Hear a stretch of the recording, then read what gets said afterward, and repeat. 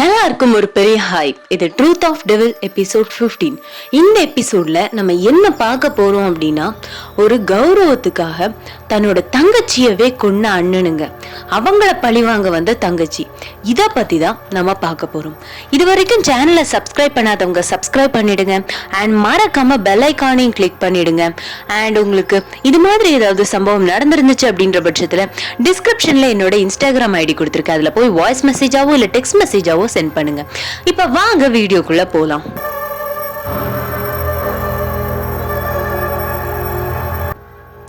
So நான் ஏற்கனவே சொன்ன மாதிரி இந்த சம்பவம் எங்க நடந்துச்சு அப்படின்னு பாத்தீங்கன்னா, நாமக்கல்ல ஒரு கிராமத்துல நடந்த சம்பவம் தான் இது.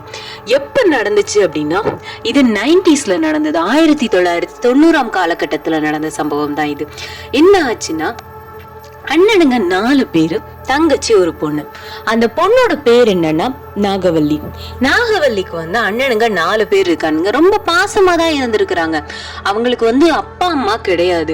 அதனால அண்ணனுங்க 4 பேருமே சேர்ந்துதான் அந்த தங்கச்சியை நல்லா ஓரளவுக்கு வளர்த்து அவங்களுக்கு என்ன கேட்டாலும் வாங்கி தர அளவுக்கு. ஏன்னா 4 அண்ணனுங்க ஒரே ஒரு தங்கச்சி அப்படின்ற பட்சத்துல எல்லாருமே ரொம்ப பாசமா இருப்பாங்க அந்த தங்கச்சி மேல. அவங்க என்ன கேட்டாலுமே வாங்கி தரதுல ரொம்ப ஆர்வமா தான் இருப்பாங்க. அந்த மாதிரி எல்லாமே வாங்கி கொடுத்து நல்லா தான் பார்த்துட்டு இருந்தாங்க. ஆனா அந்த நேரத்துலதான் நாகவல்லிக்கு ஒரு காதல் வர ஆரம்பிச்சிருக்கு. காதல் வந்தாலே போதுமே குடும்பத்துக்குள்ள குழப்பமும் வந்துடும். அதுவும் 1990ஸ்ல சொல்லவா வேணும். அந்த காலகட்டங்கள்ல எல்லாமே காதல்ன்றது ஒரு கெட்ட வார்த்தை மாதிரி தான். அதனால நம்ம எதுவுமே பண்ண முடியாது. காதல் வந்துருச்சுனாலே நம்மள கொலை பண்ணிடுவாங்க தான். ஆனா இந்த நாகவல்லி அப்படின்ற அந்த பொண்ணு அதெல்லாம் மீறியுமே காதலிச்சு தன்னோட காதலனை கல்யாணம் பண்ணணும் அப்படின்னு நினைச்சிருக்கிறாங்க. அந்த காதலன் பேர் என்னன்னு பாத்தீங்கன்னா மோகன். சோ மோகனும் நாகவல்லியுமே ரொம்ப அந்யோன்யமா தான் காதலிச்சிருக்காங்க, கல்யாணம் பண்ணிக்கலான்னு தான் இருந்திருக்காங்க. ஆனா இதுல என்ன ஒரு பிரச்சனை அப்படின்னா, அந்த மோகன் வேற ஒரு ஜாதியை சேர்ந்தவன். அப்படின்ற பட்சத்துல நாகவல்லிய 4 அண்ணனுங்க ரொம்ப பாசமா வளர்க்குறாங்க.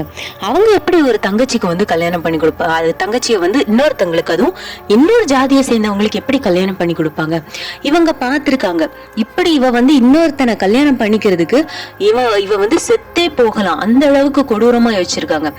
நல்லா பார்த்து ரொம்ப பாசம் வச்சிருந்த அந்த தங்கச்சிய ஒரு கௌரவத்துக்காகவும் ஒரு ஜாதிய வெறிக்காகவுமே தன் தங்கச்சிய கொன்னுடலாம் அப்படின்னு சொல்லி அந்த 4 அண்ணன்மார்களும் என்ன பண்ணிருக்காங்க அப்படின்னா, சாரி 4 அண்ணன்மார்கள்ல 3 அண்ணன்மார்கள், 4 அண்ணன்மார்கள் தான் உண்டு.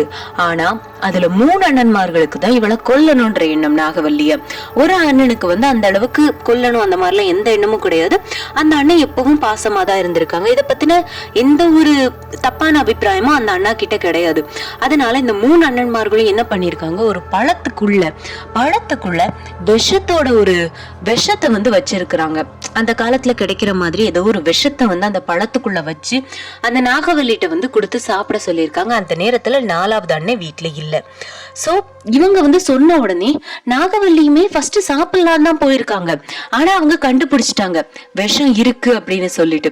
கண்டுபிடிச்ச உடனே அவங்க சாப்பிட மாட்டேன்னு ரொம்ப அடம் பிடிச்சிருக்காங்க.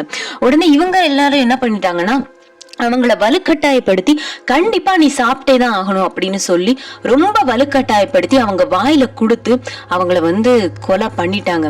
அவங்க துடிச்சு இறந்து போறாங்க. அவங்க இறந்ததுக்கு அப்புறமா இந்த விஷயம் வெளியே தெரிஞ்சாலும் அசிங்கம் அப்படின்னு சொல்லிட்டு அந்த பெண்ணோட உடம்ப துண்டு துண்டா வெட்டி ஒரு இடத்துல போய் அவங்க தனிமையான ஒரு இடத்துல போய் எரிச்சிருக்கிறாங்க. ஆனா எரிச்சதுல இவங்களுக்கு கொஞ்சம் பயம். ஏன்னா இப்படி துண்டு துண்டா வெட்டி இந்த மாதிரி ஒரு இடத்துல எரிக்கிறது அப்படின்றது இவங்களுக்கு ரொம்ப பயமாவே இருந்திருக்கு. கொஞ்சம் எரிச்சிட்டு கொஞ்ச நேரத்திலேயே அவங்க கிளம்பி வந்துட்டாங்க. அடுத்த நாள் போய் பார்த்திருக்காங்க, அந்த உடம்பு பகுதியில அந்த நெஞ்சு பகுதி அந்த மாதிரி சில பகுதிகள் மட்டும் எரிஞ்சும் எரியாமலும் இருந்திருக்கு. அதுக்கப்புறமா அதை ஒரு இடத்துல புதைச்சிட்டு அதுக்கப்புறம் யாருக்குமே தெரியாம அந்த விஷயத்தை அப்படியே மூடி மறைச்சிருக்காங்க. தன்னோட தங்கை காணாம போயிட்டா அந்த மாதிரி சொல்லி மூடி மறைச்சிருக்காங்க. அதோட இந்த பிரச்சனை முடிஞ்சிருச்சு அப்படின்னு நினைச்சிருக்காங்க. ஆனா அதுக்கப்புறம் தான் பிரச்சனையே ஸ்டார்ட் ஆயிருக்குன்னு இவங்களுக்கு அப்ப தெரியாது.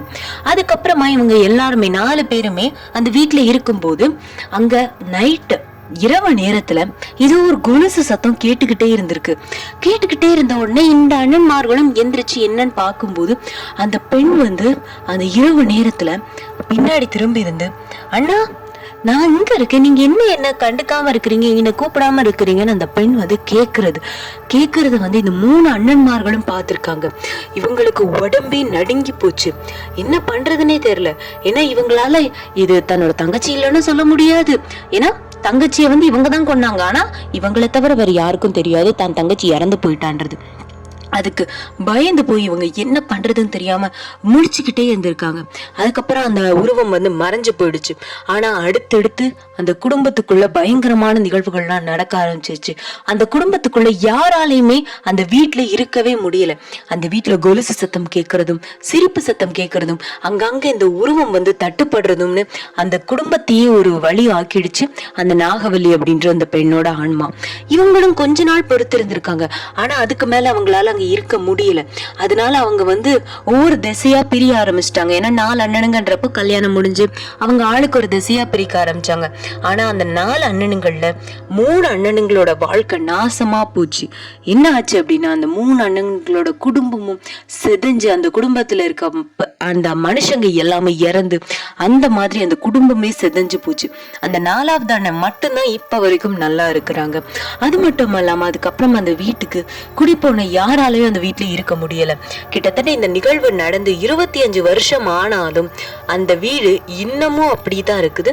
அந்த வீட்டுல இப்ப வரைக்கும் யாராலையும் போக முடியலன்ட்டு இந்த நிகழ்ச்சியை நம்ம கிட்ட பகிர்ந்த ஒரு நபர் வந்து சொல்லி இருக்கிறாங்க. இத பத்தின உங்க கருத்து என்ன?